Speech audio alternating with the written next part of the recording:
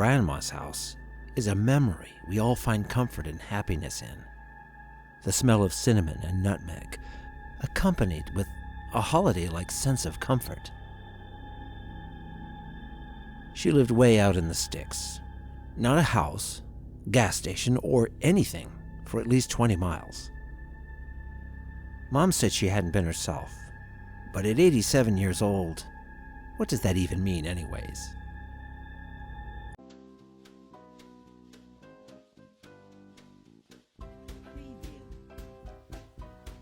When I got to her house, the serpentine belt on my truck snapped.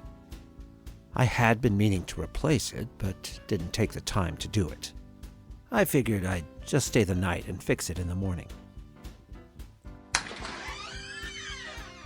When I saw Grandma for the first time in months, her hands were ice cold, and her white dress was stained and discolored like she had worn it for 3 weeks straight.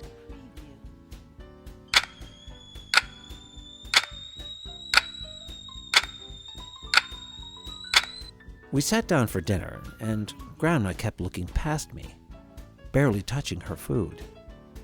I tried to write it off, but then she started murmuring under her breath with a large smile on her face. Suddenly, she sat up straight and told me someone was knocking on the door. I told her no one was there. Then the smile stopped, like she had just remembered something that she shouldn't. Frantically, she told me to lock the door before bed and not to go out of my room past dusk.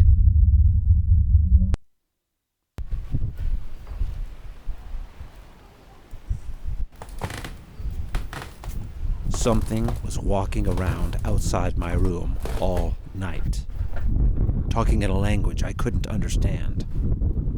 It was my initial thought that I needed to check on Grandma, but something was telling me to stay put. Against my better judgment, I unlocked the door and poked my head out. There she was, hunched on top of a dresser in a frog position, face distorted, eyes glowing yellow, just staring at me. In the blink of an eye, she lunged and darted toward me on all fours.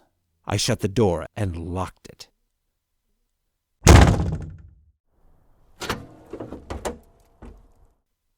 I rushed out past her the next morning.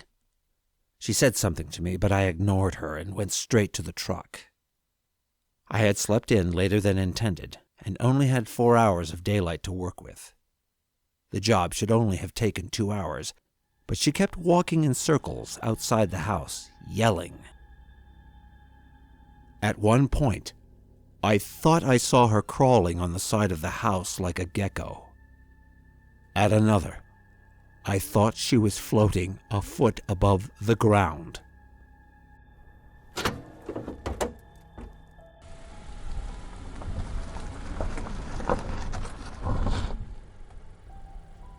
I didn't stop driving till I got back home.